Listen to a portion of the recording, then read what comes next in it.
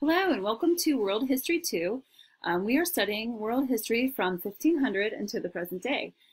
Today our chapter is over Latin America. It's chapter 50, Latin America in the 20th century. And I had a little treat for you at the beginning. We're going to play a song from Evita. Also, that's a bonus option for you if you want to watch the movie Evita by Madonna. Madonna is actually in it. You can watch it. And if you write a paragraph about a summary of the movie, and then a paragraph about Eva Perón's life. Absolutely amazing story. Her body was perfectly preserved. They stopped everything in the country because they loved her so very much. She came from nothing, was an illegitimate child of a wealthy man who then went to the city, became an actress, and then married the president. It is just an incredible story. So if you want to do that, that's an option for you. We're going to just listen to a snippet, and then we're going to get on with Latin America in the 20th century. Okay, I could listen to this forever, so I apologize. Okay. Here we go. Don't Cry for Me, Argentina. It's fantastic. Just her life is just an amazing story. All right. She did die of cancer, and his regime really fell when she died because she was such an important part, and the people absolutely loved her. My favorite part is she would go to towns and collect $1 from everyone, all these poor people, and then she would pull a name and a child would get their wish, whether it was a family vacation or a bicycle. And she would do this to raise the morale of the country. And, you know, yes, the Peróns ran Argentina bankrupt, okay? As you read in this chapter. They had terrible economic choices. They made terrible choices. They ran it into the ground. Were not economically responsible. But the story that she brought to Argentina is incredible. And she's still considered a hero today. All right, so let's go ahead and look at PowerPoint. There we go. Latin America in the 20th century. This is really sad, this first slide. If you read on page Operation Condor on page 643, the military dictators of South America agreed clandestinely, which means secretly, to cooperate in capturing and eliminating any dissidents, particularly the younger generation. It was that automatically was suspect. The secret police of Argentina, Uruguay, and Brazil, and Chile kidnapped untold thousands of innocent young people, most of whom disappeared and were never seen again. The mothers, how powerful are mothers? I just listened to a podcast about mothers against violence in America. The mothers of missing disappeared relentlessly. They relentlessly protested against these regimes and demanded that justice be done. Military government gave way to civilian rule in 1982. Some were returned, but not many. Very, very upsetting. Okay.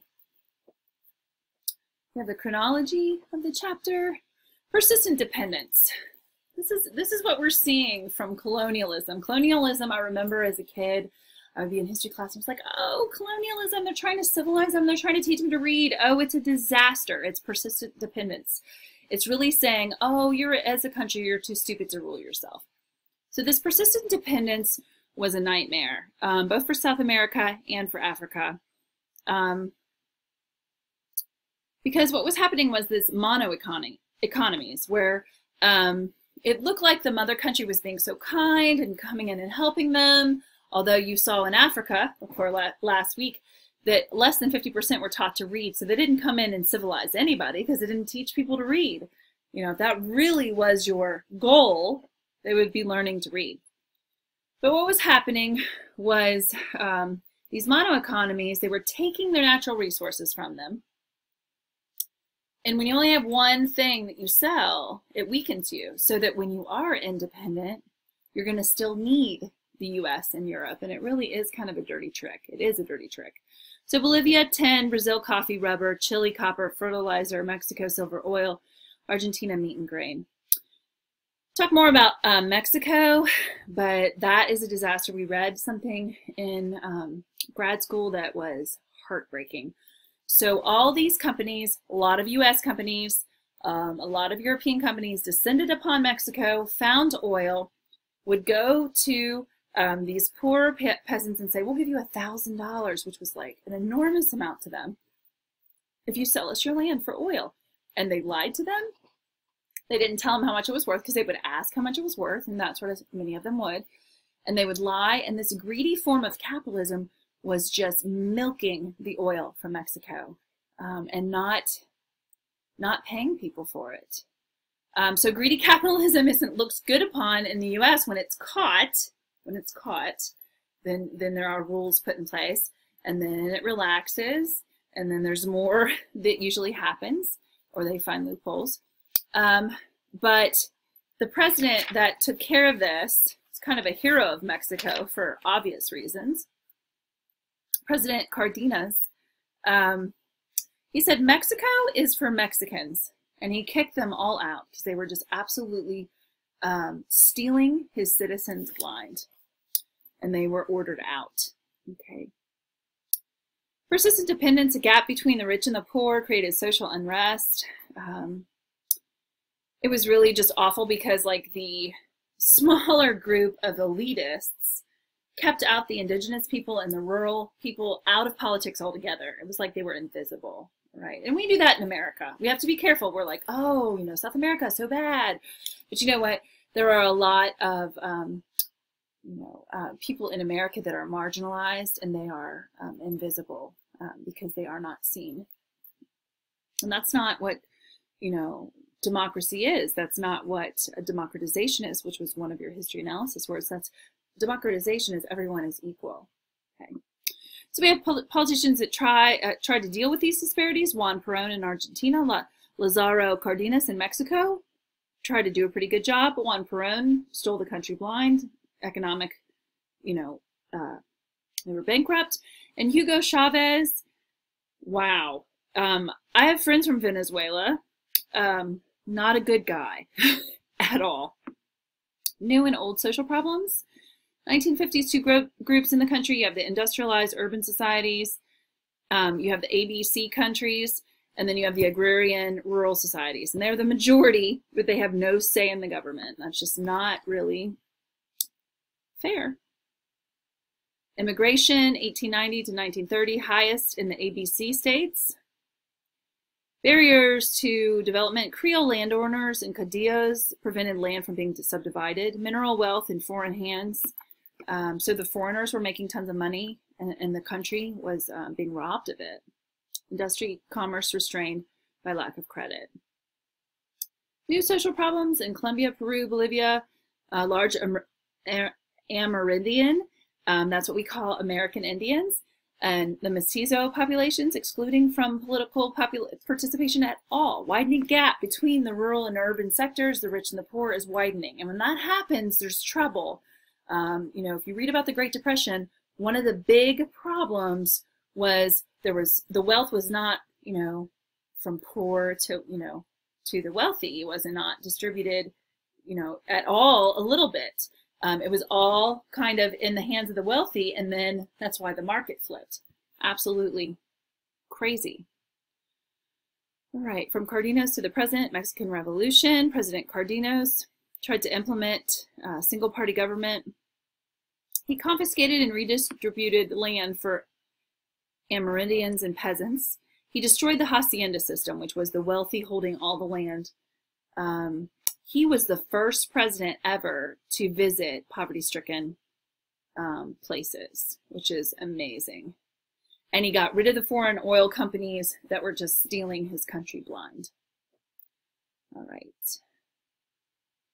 So after him, conservative reaction against communist tendencies. He had some communist tendencies, but he did a lot of good things for Mexico. Okay. He was not considered communist completely.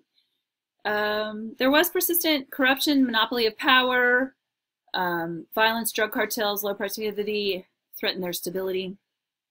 You have Argentina under Perón, a military leader throughout the civilian government. So there was no voting.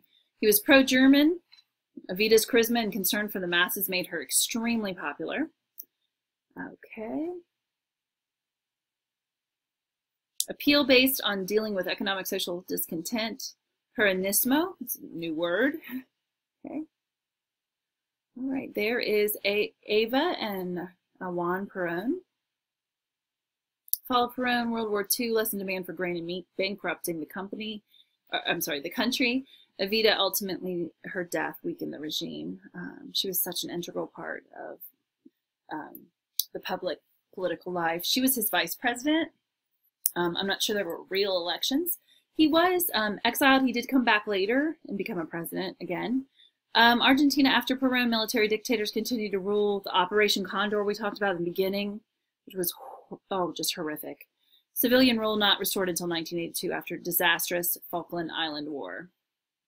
Relations with the United States. The U.S. has been actively involved in Latin America since the 20th century Spanish-American War. The U.S. supported Cuban independence. You may not know this, but 100 years ago, Mexico was actually the owner of Texas and told people not to move there. They did not want illegal immigrants there. And the U.S. government and the U.S. president at the time was telling U.S. citizens to go and move in there anyway, to take it over. And they did. They took it over. And now you have it flipped, where the Mexican government doesn't want to take over Texas. It's just extremely strange if you really know the true history behind Texas and how people complain about immigration. Right. Relations with the United States. FDR's good neighbor policy treated nation as sovereign, no military interventions. Fidel Castro in Cuba, one of the saddest things about the history of the U.S. Cuba and the United States were like this. They were like big brother, big sister, little sister. And there was a very corrupt government that came in, Batista, and they needed the U.S.'s help, and the U.S. turned their back. And they had so much debt to the U.S., and the U.S. wouldn't help them. They weren't there for them, that they turned to communism. And when you read about it, you understand why. And that's why we talk about patriotic history. Sometimes we only hear one side. Patriotic history isn't a good thing because we only hear the good of a country. You can't change whether you're a person or a country unless you must look at both your good and your bad. Once you reveal to yourself the problems, then you can change them. That's the same for a country. There was a poet. She was fantastic. I hope that you read her. Man, she had some beautiful poetry. All right, I wanted to get her name. Nancy Morone. All right, and she wrote just some beautiful poetry, Cuban poetry, and it also talked about that many of academics and scholars were banished from Cuba during the revolution. There is Fidel Castro, U.S. role in recent Latin American affairs. John Kennedy's Alliance for Progress, they provided $10 billion in economic development aid, twice as much as the Marshall Plan. And that looks all wonderful, but this is the problem. To pay that back with the interest, it was not even logical. So basically what they were doing was putting an untold, unheard of burden upon these South American countries. Green Revolution improved crop yields. All right. Current issues and problems. There is a huge population growth rate problem that strains South America. Unfavorable terms of trade. Raw materials are exchanged for manufactured goods. So they give raw materials to these European and United States countries, and they don't get paid very much for them, and those resources can end and run out, and then they are paying tons of money for these manufactured goods.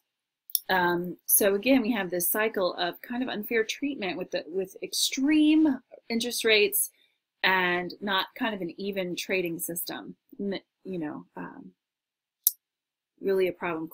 Corruption, waste, and misuse of credits as well.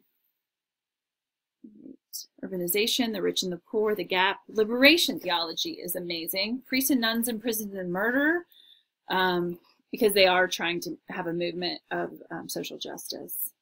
I love liberation theology. Great. And then this woman, Rigoberto Menchú, the Guatemalan activist of Mayan descent, won a Nobel Peace Prize because she was speaking up on the behalf of the Amerindian masses and just giving them a voice. All right. That is chapter 50. So much to cover. That's all we have time for right now.